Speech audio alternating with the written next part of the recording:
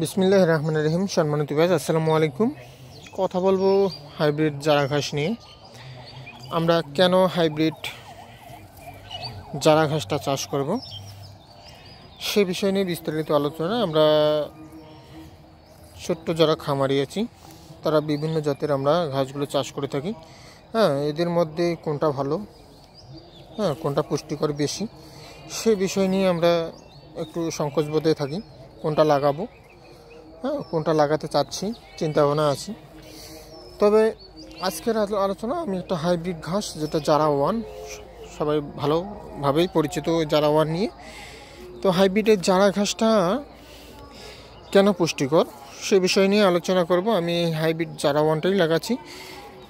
দীর্ঘ কয়েক বছর ধরে আমি জারা ঘাসটি খিলাচ্ছি। আগে নেপিয়ান খিলাতাম, নেপিয়ানও আমার আছে, জারাও আছে, পাকচেও আছে। প্লাস এর পাশাপাশি যে একটা আপনার জলের মধ্যে চাষ হয়, ওটা নেপিয়ান বলা হয়, জলাশয়ে যেটা চাষ করা হয় সেটাও আছে। যাই হোক, আজকের বিষয় হচ্ছে জারা ওয়ানটা নিয়ে।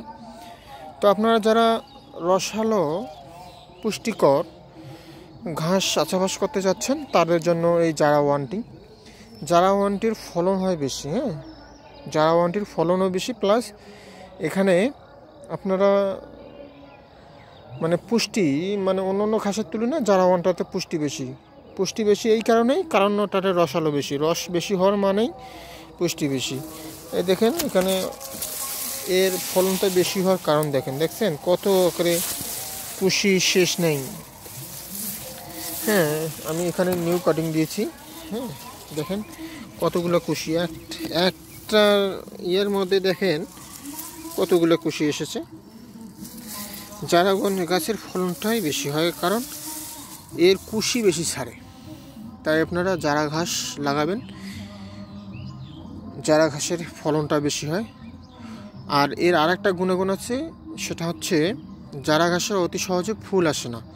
আপনারা দেখবেন যে নেপিয়ান ঘাস কিন্তু একটু বয়স হয়ে গেলে ওর ফুল চলে আসে।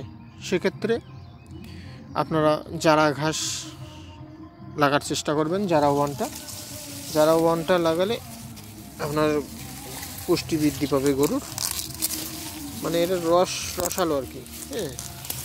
দেখেন এখানে খুব রস, ভাঙলেই রস পড়ে এগুলোর। এই দেখেন টলটলে রস পড়তেছে ভাঙলেই, এই গাছগুলো ভাঙলেই রস পড়ে। এই দেখেন এই রস প্রায় সবসময় এরা চিপলেই রস প্রায়। এই দেখেন রস কুষারের মতো আমাদের।